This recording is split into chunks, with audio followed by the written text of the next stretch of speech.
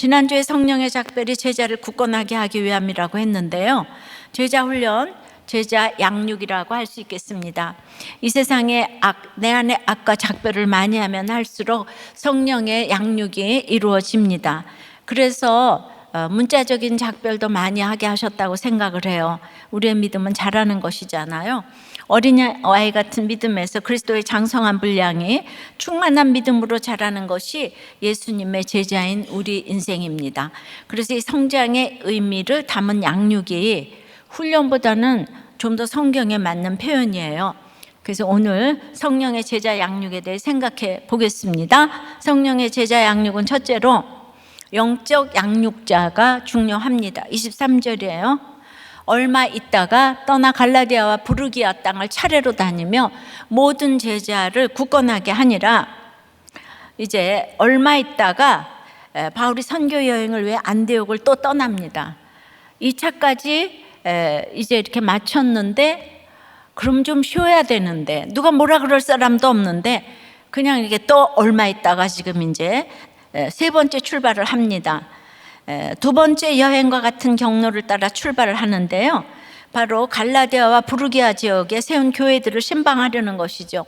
갈라디아는 어딘가 하면은 그 이제 1차 여행 때 루스드라, 더베, 이고니온 이런 지역들 있죠. 예, 토로스 한배 지나가지고 그래서 그쪽 전부 다 이제 그쪽을 이제 갈라디아 지방 또 부르기아 지방이라고 해요.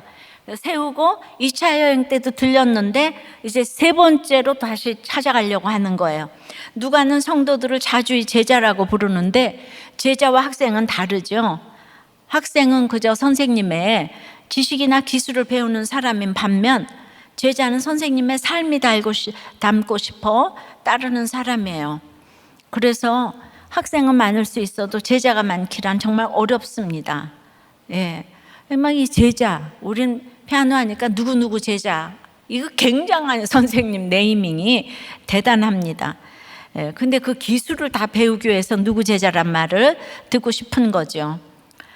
저 또한 피아노 가르치는 학생은 많지만은 지금 이제 예수 믿고 전하고자 했지만은 그렇게 믿고 돌아온 제자는 희귀합니다. 우리 몇 명 있어요, 우리들 교회에. 사도행전이 사람이 중요하기에 성령행전이라 하지 않고 사도행전이라고 했는데 이게 바로 제자행전입니다. 바울 사도의 길을 보니까 제자의 길이 쉽지 않아요. 그러니 예수님은 누가복음 14장 27절에서 누구든지 자기 십자가를 지고 나를 따르지 않는 자도 능히 내 제자가 되지 못하리라 하십니다. 좁은 길이죠. 그러나 제자를 양육하고 키워내야 또 그 제자가 양육하고 키워내게 돼 있기 때문에 이 제자가 참 중요합니다. 그러니까 바울은 늘 이렇게 전도를 해놓고 내가 너희를 복음으로 낳았다고 합니다. 그러니 우리가 내 새끼 반복해서 찾아보는 거 당연하죠. 특별히 매 맞고 옥에 갇히고 일제히 달려들어 사형당할 뻔하면서 낳은 자녀들이죠. 그러니 보고 싶어 합니다. 자녀들도 같은 영이 아니면 다 이제 보고 싶어 하지 않죠. 요즘은 욕하고 때리는 자녀들도 참 있어요. 지난주에 욕하는 자녀 나눔으로 들려드리니까 많은 분들이 이제 공감하고 동병상련을 나눴어요. 그래도 부모는 본능적인 내리사랑이 있어요. 예. 엘리베이터 안에서 이 사람들이 있는데 청소년 자녀가 막 엄마에게 막 정말 욕을 해야 되는데 그냥 그 엄마는 아무 말도 못하고 고개를 푹 숙이고 있는 걸 보았답니다. 그게 다 우리의 모습이죠. 이런 자녀를 감당하기 위해서 우리는 내 편을 들어줄 영적 자녀를 낳아야 합니다. 영적 자녀는 나이와 상관이 없어요. 데살로니가 2장 8절에 우리가 이같이 너희를 사모하여 하나님의 복음뿐 아니라 우리의 목숨까지도 너희에게 주기를 기뻐함은 너희가 우리의 사랑하는 자 됨이라. 바울도 지금 본토 친척 가족을 다 떠나서 지금 영적 자녀를 낳았기에 이 외로움 중에도 사랑하는 자가 있게 하셔서 목숨까지도 주고자 했다는 것이죠. 왜냐하면 믿는다고 다 성숙한 게 아니에요. 내가 영적 육적으로 낳았어도 성품이 안 좋은 사람도 있고 귀찮게 하는 사람도 있고 배신하는 사람도 있지요. 그런데 어느 날 그들이 변해서 새 사람이 되면 그 기쁨은 말할 수가 없는 거예요. 사랑할 수 없었는데 사랑하게 되니 영적으로 깊은 역사가 일어나죠. 교회를 지금 차례차례 다니면서 모든 제자를 굳건하게 하니라, 그 시제가 현재 분사입니다. 붙들어 세워준다는 거예요. 막 쉴 새 없이 견고해지도록 힘썼다는 의미입니다. 이 단어가 신약에서 4번 쓰였는데 모두 사도행전에 나오는데 그냥 1차, 2차, 3차 전도 여행에 한 번씩 다 쓰였어요. 바울이 전도 여행 다닐 때마다 얼마나 제자들을 굳건하게 견고하게 하고자 했는지 아시겠죠? 한 번 굳건하게 하고 끝난 게 아니에요. 사랑하니까 양육과 굳게함이 그냥 숨쉬기가 되는 일상이 되는 거예요. 반복해서 찾아가고 또 찾아가서 굳건하게 했어요. 요즘은 줌으로 묵장을 하니까 방학 안 해도 돼요. 우린 주일날 예배 드려야 되잖아요. 그러니까 정말 쉴 새 없이 쓰지 않으면 붙들 수가 없어요. 바울의 계속된 엄청난 박해 경험은 계속 이들을 찾아가서 만나는데, 양육하는데 도움이 되는 거예요. 나도 매 맞았다, 옥에 갇혔다, 비방받았다, 이런 거예요. 왜냐하면 이들이 바울이 있을 때는 신앙생활을 잘하지만 이제 바울이 없으면 금세 오는 핍박을 받아낼 힘이 없는 거예요. 그러니까 여기서 제일 중요한 것은 바울이 굳건하게 했기 때문에 양육자예요. 우리가 목회자에게 무엇인가 의심이 들기 시작하면 그 목회는 검은 구름이 보이기 시작하죠. 그러니 목회자가 두렵고 떨림으로 제자의 삶을 살아야 성도들도 제자의 삶을 살겠죠. 물론 양육자도 똑같은 양육자가 아니에요. 모세와 다윗을 대적하며 끼리끼리 모였던 아론 같은 양육자도 있고 초대 사울왕 같은 목자도 있어요. 그러나 결국 그들이 이끄는 양육은 실패했습니다. 양육에는 아론, 사울이 아니고요, 모세가 중요하고 다윗이 중요해요. 한 사람의 제자, 양육자, 지도자는 정말 중요합니다. 우리나라 초기 의료 선교사인 제임스 홀을 보고 평양의 시료소에서 그의 생활은 그 자체가 설교였다고 해요. 그의 곁에 있으면 구세주를 더 잘 알게 된다고 동료 선교사인 이제 노블 선교사가 그 기록을 해놨어요. 제임스 홀은 정말 쉼없이 복음을 전했어요. 그냥 몇십 년 전에 그 제임스 홀의 그 행적을 막 읽고 막 사모가 되더라고. 제임스 홀 같은 이런 의사가, 이 젊은 청년, 야, 그냥 막 그때 제가 가슴이 뛰었어요, 그냥. 그리고 그냥 결국 평양에서 발진 티푸스로 순교를 했는데 미국에 대단한 이런 의사들이 와서 우리나라를 위해서 이렇게 순교를 해준 거예요. 양육을 하고. 이런 분이 계셔서 조선이 이렇게 양육이 되어졌다고 생각합니다. 그러니까 제가 그런 책을 읽으니까 그냥 남편한테 순종하는 게 쉬워지더라고요. 조선을 위해서 와서, 야, 그냥 그렇게 더러운 이 조선 땅을 평양에서 서울까지 얼마나 오래 걸리는데 그걸 이제 뭐 말 타고 걸어서. 그래서 우리의 양육은 완료형이 없어요. 진행형입니다. 직분을 받았다고 끝나는 게 아니에요. 사역자가 되었으니 양육이 필요 없다는 말은 제자의 길에서 성립할 수가 없어요. 목자가 되고 초원지기, 평원지기가 될수록 공동체 안에서 끊임없이 양육을 받아야 합니다. 우리의 목장은 끝없는 양육의 반복이에요. 최고의 곳이죠. 그러나 여러분들이 이렇게 흘러 떠내려가는 사람들은 지겹죠. 그러나 붙어만 있으면 축복이라고 여전히 이루어지고 있는 목장은 우리의 가장 최고의 복덕방입니다. 복과 덕이 그냥 막 드글드글 있는 복덕방이에요. 지난번 노르웨방 도우미 사건으로 시카를 들었던 분의 띵크 양육자인 부목자님의 양육 과정에 대한 피드백이에요. 이 부목자님도 처음으로 이제 띵크 양육자로 부름을 받았는데 자기도 이제 부부관계, 뭐 자식관계, 또 이제 우울증에 직장 문제, 많은 문제로 힘든데 그래도 부르심 받아가지고 순종을 했는데, 양육이 진행될수록 이 동반자, 양육을 받는 그 동반자의 잘못이 이렇게 지적이 되고 그 정답을 말하고 싶은 마음이 여기까지 이렇게 올라오는데 그래도 이제 참으면서 이제 들으려고 집중을 했는데 5주차가 지나면서 자기 치부를 드러내고 6주차에 눈물을 보이고 7주차에는 그냥 아내와 자녀들에게 사과를 하겠다고 결단을 했다는 거예요.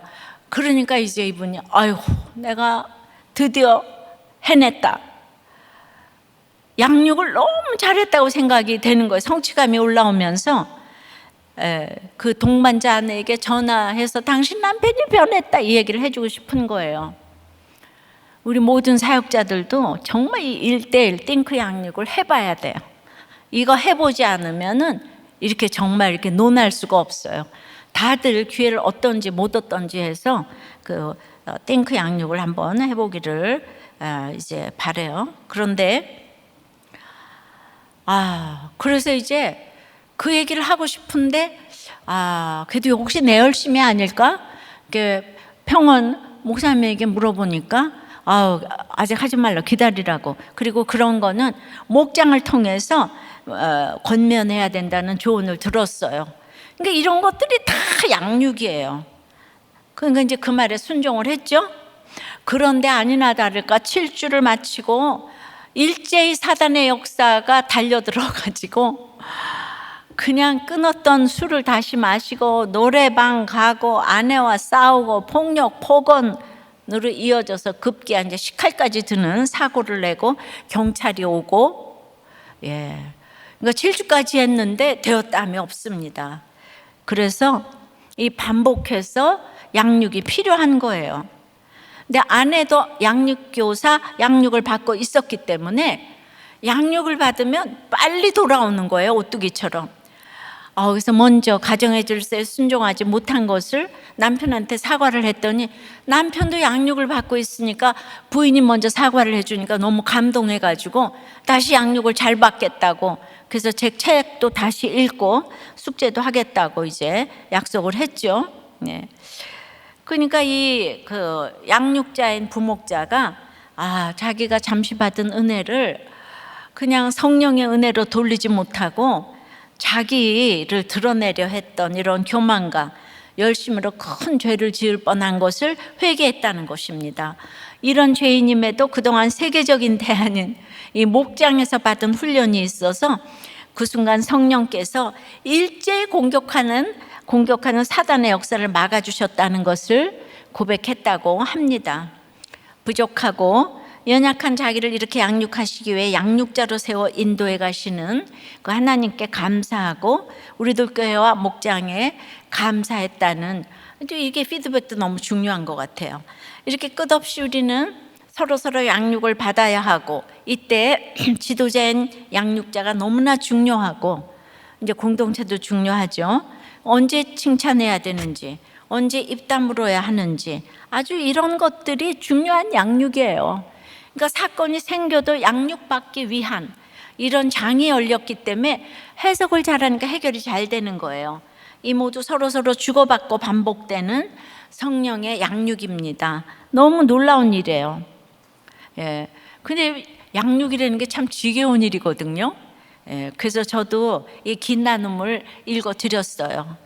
그래서 띵크 양육은 너무 피가 되고 살이 되니까 중요합니다. 여러분들 다 양육 꼭 받으셔야 돼요. 적용해 보세요. 여러분은 예수님의 제자인가요? 학생인가요? 양육을 어디까지 받으셨나요? 서로 주고받는 양육이 숨쉬기인가요? 지겨운 일인가요? 그러니까 우리는 제자인가 학생인가? 양육은 어디까지 받았나? 이게 목장에서나 띵크에서 주고받는 양육이, 그럼 욕을 먹어도 숨쉬기고 욕을 해도 숨쉬기고 예, 그다음 목장에 참석하는 것도 숨쉬기인가 지겨운 일인가 이런 거 나눠보면 좋겠어요. 성령의 제자 양육은 둘째, 주의 도를 배우는 것입니다. 24절이에요. 알렉산드리아에서 난 아볼로라 하는 유대인이 에베소에 이르니 이 사람은 언변이 좋고 성경에 능통한 자라. 성령의 작별로 바울이 에베소를 떠나자 이제 한 사람 아볼로가 등장을 하는데요. 그는 알렉산드리아 출신이에요. 당시 알렉산드리아는 애굽의 대표적인 학문 도시고 유대인이 굉장히 많이 살고 있었어요. 알렉산드리아 도서관이라고 들어보셨죠?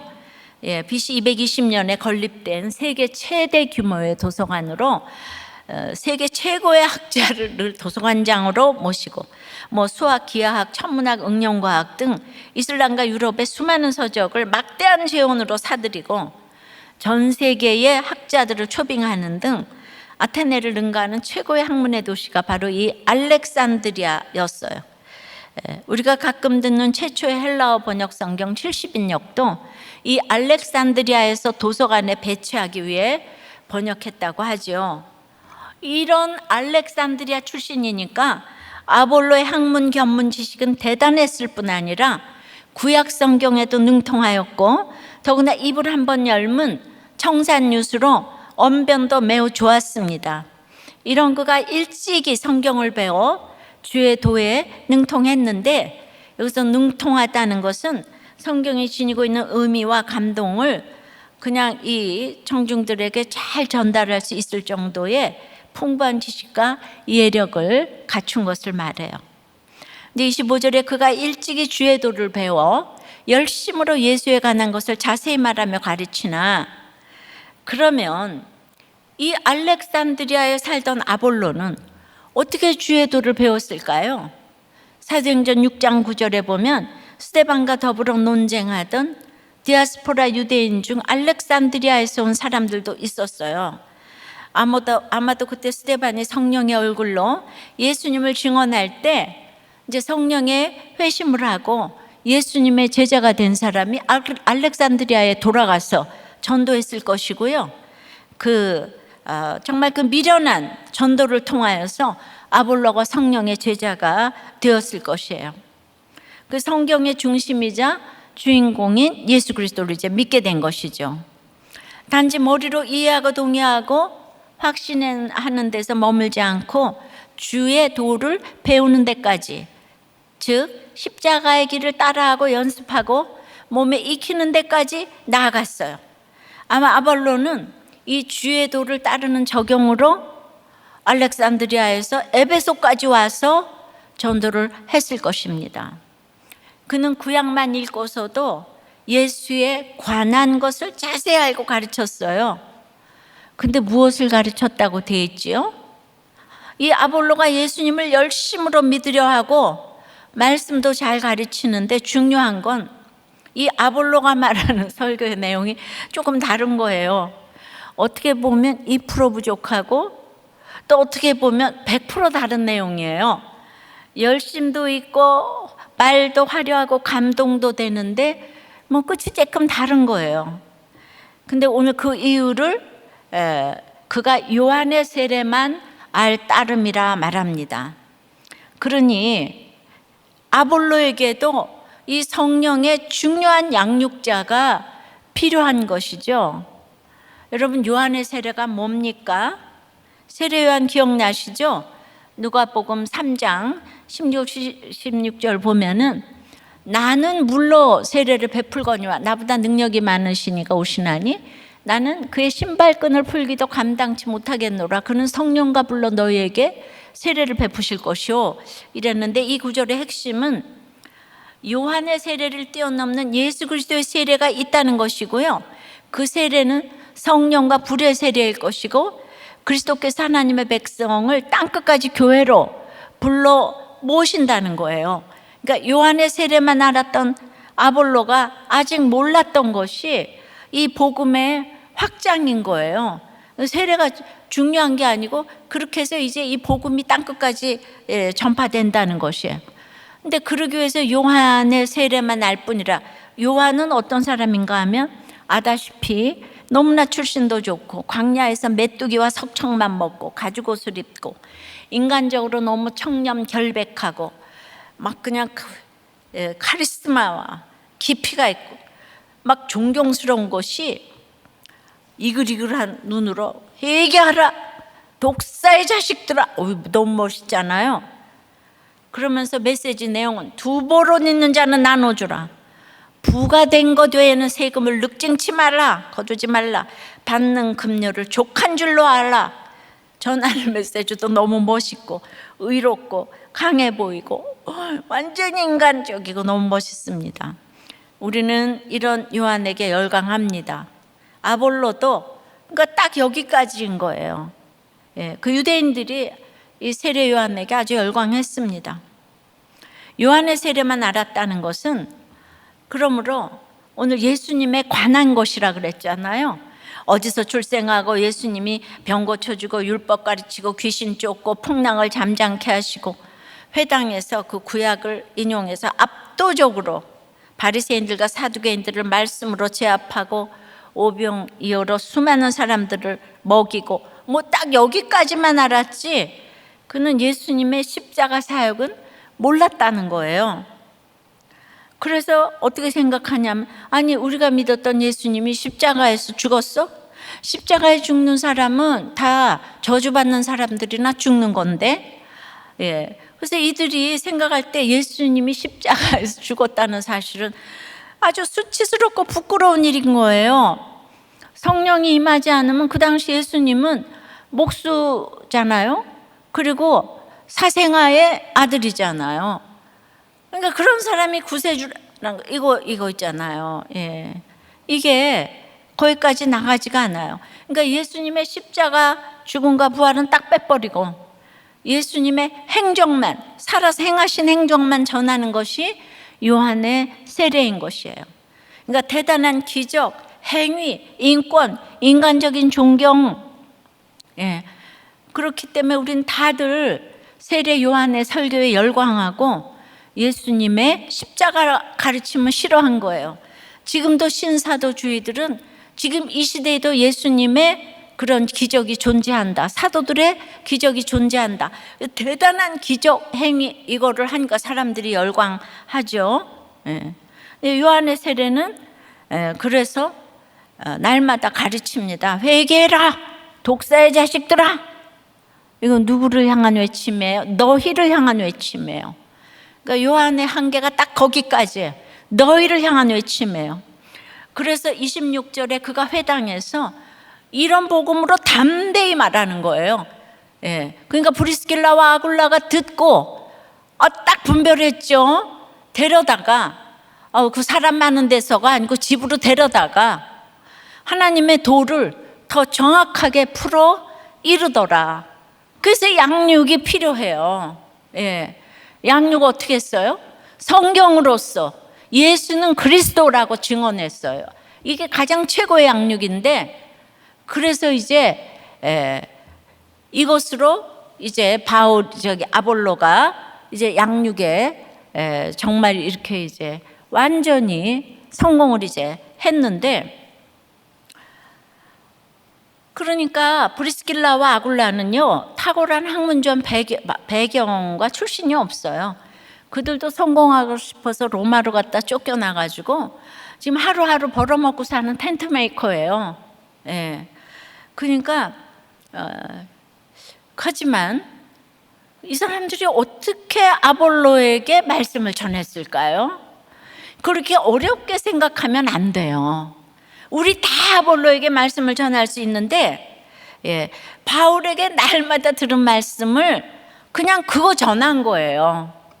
그 아볼로의 학문보다 더 대단한 게 하나님의 이제 성령의 진리의 말씀이기 때문에 근데 제가 들었는데요. 이 바울 선생님이 우리에게 말씀하시기를 내가 스데반 집사를 죽인 살인자였고 해방자였고 핍박자였는데 이런 나를 대신해서 죽으신 주님이 사울아 사울아 어째 네가 나를 핍박하느냐 이러면서 자기가 얼마나 그 믿는 사람들을 잔멸했는지 모른다. 그러니까 이제 주님이 와서 자기를 이렇게 하시니까 내가 주님을 십자가에 못 박은 죄인입니다. 예. 그래서 이런 나를 대신해서 십자가에 죽으신 예수의 죽으심과 부활을 바울의 삶을 통해서 설명을 했어요. 그리고 바울의 이런 수치와 죄패를 이제 그 스데반의 설교를 통해서 죽을 때 했던 마지막 구속사의 설교를 기억하면서 쭉 보니까 거짓말에 여자 좋아하고 돈 좋아하는 야곱서부터 이렇게 쭉 그냥 또 이제 마태복음 1장에 보면은 또 며느리와 동침한 유다가 거기 나오죠. 족보에. 또 살인에 외도한 다윗이 나오고 기생 라합과 이방 여인 룻, 다 부족하고 수치스럽고 이런 사람들 구약을 전부 깨워서 구속사로 이제 딱 이제 가르쳤겠죠. 바울 사도에게 들은 대로 자기 간증도 하면서. 그래서 그냥 1년 6개월 동안 밤새도록 이제 텐트를 만들면서 바울에게 반복해서 들었더니 하나님의 도를 아주 그대로 더 정확하게 풀어서 아볼로에게 전했어요. 예. 그러니까 브리스길라와 아굴라의 입을 통해서 바울의 가르침이 전해졌어요. 바울과 브리스길라와 아굴라는 성령의 작별을 했는데 이 성령의 작별을 하니까 여기서 양육이 행해지게 됐어요. 구속사의 도를 정확하게 들은 이 브리스길라와 아굴라가 또 성령의 제자 양육으로 아볼로를 세운 거예요. 다 세계적인 인물들이 곳곳에서 세워지고 있지요. 그러니까 하나님의 도를 이렇게 가르쳐야 하는 거예요. 적용해 보세요. 자, 나는 이렇게 들었는데도 세례 요한이 좋은가요? 나를 위해 죽어주신 십자가에 죽으신 그 예수님이 좋은가요? 예수님이 좋다면 나의 수치와 연약함을 고백합니까? 아직도 목장과 공동체에 고백하지 못한 수치와 죄패는 무엇입니까? 셋째는 사명의 길을 똑바로 가도록 격려하는 것이에요. 27절이에요. 이제 아볼로가 양육을 잘 받고 아가야로 건너가고자 했어요. 이게 적용이에요. 왜냐하면 이 바울이 이제 바울의 행적을 다 들으니까 막 1차, 2차 전도 여행 해놓은 거 이방 땅으로 갔잖아요. 근데 아볼로는 지금 알렉산드리아도 유대인에게서만 했고 지금 에베소에서도 유대인 회당에서만 전했던 자기의 한계, 이거를 깨달았어요. 세례 요한의 한계, 이런 그 고정관념을 깨달아서 나도 그러면 바울이 1년 6개월 동안 전도해 놓은 그 고린도, 아가야의 고린도로 이제 후임 목사 정도로 건너가고자 적용을 한 거죠. 그러니까 형제들이 그를 격려하면서 이제 그러니까 그 격려를 한다는 건 똑바른 방법으로 똑바른 길로 가도록 아주 그냥 길을 제시하는 거예요. 목장이나 마찬가지죠. 격려하면서 제자들에게 편지를 써. 여기 제자들이 또 있네요. 편지를 써서 영접하라. 추천서를 써서 고린도 교회에서 아볼로를 영접하라 하였더니 그가 가매 은혜로 말미암아 믿은 자들에게 많은 유익을 주니 가보니까 은혜로 믿은 자들이 많이 있는 거예요. 은혜로. 그러니까 여기 은혜가 나왔어. 아볼로가 뼛속 깊은 유대인이기 때문에 그냥 이 사람을 먼저 자기가 들었던 고린도 교회, 브리스길라에게 들었던 그 고린도 교회, 바울이 전도해 놓은 고린도 교회에 대단한 간증이 일어났는데 말로만 듣다가 와서 보니까 은혜로 말미암아 믿은 자들이 그냥 은혜가 진짜 깨달아졌어요. 그러니까 그런 믿은 자들에게 많은 유익을 줬다 그랬어요. 이 사람이 워낙 이제 대단한 사람이니까 우리들 교회도 이제 우리들 교회 소문으로만 듣다가 와서 목회자 세미나나 또 목장에 와서 보면은 귀로만 듣다가 눈으로 본다고 이런 얘기도 이제 종종 듣거든요. 이제 아볼로가 이렇게 이제 적용을 이제 하는 거예요. 예. 그래서 이제 28절에 이렇게 보면은 뭐라고 했냐면 성경으로서 예수는 그리스도라 증언을 했어요. 그러니까 아까 그 얘기를 한번 했잖아요. 성경으로서 그 구속사를 쫙 그냥 저 브리스길라가 쫙 가르쳤더니 아볼로도 여기 와서 성경으로서는 성경으로서 예수는 그리스도라고 증언해가지고 이제 공중 앞에서 힘있게 유대인의 말을 이겼다고 그랬어요. 예. 그러니까 이 예수는 그리스도라는 증언은 교회 바로 옆 회당에서 날마다 교회를 시기하고 방해하던 유대인들을 완전히 제압했어요. 아까도 말했지만 배움도 없는 목수가 구세주라는 증언은 자신이 경험하지 않으면 할 수 없는 증언인 거예요. 예. 그러니까 이 고린도 교회를 너무 자랑스럽게 프라우드하게 그냥 아볼로라는 알렉산드리아 출신이 와가지고 예수는 그리스도라고 하니까 아주 그냥 괴롭히던 유대인들이 딱 제압이 돼서 신뢰를 받았어요. 예. 그러니까 유대인의 말을 이겼다고 하니까 너무너무 통쾌한데요. 야, 우선 육적으로 생각했을 때도 아볼로가 왜 이렇게 이 사람들한테 먹혀 들어가나? 아볼로는 알렉산드리아 출신이에요. 지금으로 보면 세계 최고. 예, 하버드. 바울은 지역의 서울대학 출신. 가말리엘 문화생하고 비교가 안 되는 알렉산드리아 출신. 예, 그러니까 바울파, 아볼로파가 생겼잖아요. 예. 뭐 나중에는 아볼로가 그렇게 좋은 평가는 못 받았는데 왜 평가를 못 받았냐 하면 너무 똑똑하고 지식으로 이것까지 맨 처음에 은혜 받았는데 자기도 모르게 고린도 교회에서 자기를 너무 올려주니까 그 사람이 고난이 없잖아요. 아볼로가. 바울은 스데반도 죽이고 1차, 2차 때 매 맞고 옥에 갇히고 이러니까 날마다 십자가에 붙어 있는데 아볼로는 그게 안 되잖아요. 성경을 보면 인간의 한계를 다 보여줍니다. 그러나 이때는 아볼로가 또 딱 필요할 때요.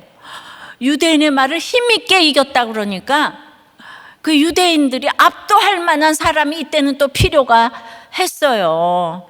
그러나 중요한 거는 이제 예수는 그리스도가 이제 들어와야 되겠죠.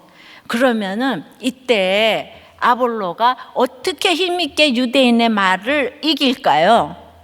예, 어떻게 이겼을까요? 나는 알렉산드리아 출신이다 이러면 듣나요? 들었겠죠. 듣는 사람도 있었겠죠. 나 그거는 지엽적인 것이고, 세례 요한은 회개하라 독사의 자식들아 그랬는데 이거 예수는 그리스도다라고 증언하는 이 말은 내가 약함에도 불구하고 예수가 나에게 구세주가 됐다는 것은 회개합니다. 제가 독사의 자식입니다. 이걸로 변화된 거예요. 너에서 나로, 이 손가락질이 너에게로 갔던 것이 나를 변화되는 것이죠. 그러니까 우리가 너를 향해 회개하라 외치던 외침이 내가 회개합니다로 변화된 것이에요. 그러니까 어떻게 예수님이 나무 위에 죽을 수가 있지? 구세주가? 이게 믿어지지 않다가 그냥 이게 믿어지는 거는 수치스럽고 부끄러워 쏙 빼놓았던 십자가를 이제 고백하기 시작하는 것이에요. 예수에 관한 것을 설교하는 것이 아니라 내 죄를 위해 죽으신 예수님 그 자체를 전하게 된 것입니다. 이것이 성령의 제자 양육을 받은 성령의 사람인 거예요. 그러니까 남편, 아내, 자녀, 내 가족에게, 내 옆에 사람에게 늘 회개해. 너가 죄인이야. 예, 이걸 좀 세게 말하면 회개하라 독사의 자식들 하지만은 그냥 부드럽게 얘기하면은 네가 고쳐. 네가 죄인인 걸 알아. 이게 아니고 내가 회개할게. 내가 독사의 자식이야. 내가 죄인이야. 라고 합니까, 여러분? 회개해라 독사의 자식들아 외칩니까? 내가 회개합니다. 독사의 자식입니다. 라고 합니까? 그러니까 어디를 가든 반복해서 양육을 했던 바울이 그냥 자신이 고린도에서 양육한 브리스길라와 아굴라를 에베소에 남겨둔 것이 다 이유가 있어요. 다 이유가 있어요. 양육받은 대로 아볼로의 말을 경청하고 그를 데려다가 하나님의 도를 더 자세히 해석해 주어서 아볼로가 사명의 길을 갈 수 있도록 에베소 교회가 함께 격려해 주었죠. 우리도 교회도 이런 놀라운 양육의 열매로 사명을 찾은 분들이 얼마나 많은지 몰라요. 정말 묵상할 때마다 너무 놀랍고 감사한 일이에요. 사도행전의 이야기가 모두 우리들 이야기죠. 이것이 성령의 양육의 결론입니다. 말씀으로 양육을 잘 받은 한 사람이 일당 100, 1000만 온 인류로 복음으로 제압하는 것이죠. 너무 놀랍죠? 적용해 보세요. 그러므로 나의 고정관념을 넘어 건너가야 할 사명의 자리는 어디입니까? 거기로 똑바로 가도록 격려해 주는 목장 지체의 응원이 무시가 됩니까? 감사가 됩니까? 여러분의 가족과 지체들은 여러분에게 어떤 추천서를 줄 것 같은가요? 물론 이 영이 다르면 좋은 추천서를 얼마든지 써주지 않을 수도 있어요. 예. 그러면 또 기다려야죠. 예. 모든 지체라고 그래서 그냥 감옥에 가도 탄원서를 써주는 건 아니에요. 써줄만 하면 써주고 안 써줄만 하면 안 써주는 것이 똑바로 가도록 격려해 주는 목장인 거예요. 목장이 맞습니다. 양육도 종류가 다양한데요. 한 부목자님 따님이 청년부 지체인데 그동안 정신과 치료를 받고 있었는데 휴학을 한 후 집에 있으면서 분노를 표출하던 중 붓글씨로 문제아는 없고 자기가 문제라고 생각조차 못하는 부모만 있다. 그리고 저 누구누구는 아빠를 얘기해요. 평생 노총각으로 살았어야 했는데 라고 써 집안 벽에 붙였답니다. 그리고 자기가 요구하는 7가지 요구사항을 제시하며 이상한 소리 하지 말고 그대로 복사해서 목자님께 처방받은 후 답장할 것이라고 톡을 보내왔답니다. 그 7가지 조건 다 말하진 않아요. 그러니까 엄마 아빠 다 약물과 상담 치료 받을 것. 예. 왜냐하면 엄마 아빠 둘 다 얘 표현 그대로 갖다가 읽으면은 엄마 아빠 둘 다 개 아파. 진짜 개 아파. 청년들은 알아듣죠. 목장에서 나의 행동 자체를 정죄하지 말고 제발 내가 왜 이런 행동을 하게 됐는지 생각하는 연습을 좀 해. 제발 참고로 아주 오랜 시간 쌓여온 게 이제 터지는 거여서 엄마가 스스로 봐야 할 게 많을 것임. 가로하고 그리고 나는 아프지 않다고 하는 게 아님. 나도 나 아픈 거 알고 있음. 그렇지만 나는 엄마 아빠랑 달리 나 아픈 거 인정하고 치료를 받고 있음. 가로 닫고. 청년부 수련회 기간 동안 마음 편히 참여하도록 밤새서 조별 나눔도 해야 하니 숙박시설 알아볼 건데 비용 다 지불할 것. 그리고 지금 나한테 내재보라는 이딴 말 절대 하지 말 것. 엄마 아빠는 문제 부모 맞고 내 잘못이 아니니까 내가 엄마 아빠한테 받은 상처들을 직면하고 지랄 발광을 해서라도 토해내야 다음 단계로 갈 수 있으니까 내가 상담 요청했던 목사님들, 목자 언니들은 결국 결론은 말씀 보고 내재보는 걸로 나가야겠지만 아직 소화가 안 되는데 이 결론을 성급하게 낼 필요는 없다고 하심. 다시 한번 말하지만 난 앞으로도 엄마 아빠에게 고난이 될 것임. 그게 내 적용임. 예. 이 기막힌 딸의 제안에 처음에는 이제 납득이 안 가고 힘들어하신 부목자님은 이걸 이제 목장에서 나눈 거예요. 목자님과 목원들의 격려와 이 격려 똑바로 가도록 해주는 격려와 위로와 처방에 순종하여 이 요구사항을 천천히 검토하고 들어주는 방법들을 모색하기로 했답니다. 그래서 이제 엄마가 답장을 썼죠. 그러게 엄마가 다른 사람 말을 못 듣지. 1번에 대한 답. 사람들의 말에 상처받을 필요 없어. 귀담아 듣지 않는 습관이 어려서부터 있었던 것 같아. 상처 안 받아서 좋긴 하지만 가까운 사람과 정작 소통이 안 되는 일이 생겨버렸고 이제 조금씩 듣는 연습을 하도록 할게. 잘 듣지 못하고 마음을 알아주지 못해서 미안하고, 그 다음에 이제 숙박시설 문제는 안전하고 쾌적하고 알맞은 가격으로 알아봐. 가격과 위치는 얘기해주고, 또 이제 신방을 받으라고 요청했어요. 평호님, 초호님, 그냥 엘더님. 그랬더니 우리 평호님이랑 전부 다 이제 허락을 했다는 거예요. 이렇게 이제 조목조목 엄마가 이렇게 답을 했어요. 이 답변 후에 이 딸의 목소리가 조금 부드러워졌다고 합니다. 이 서로의 양육의 결과 아니겠어요? 여러분 너무 놀랍지 않아요?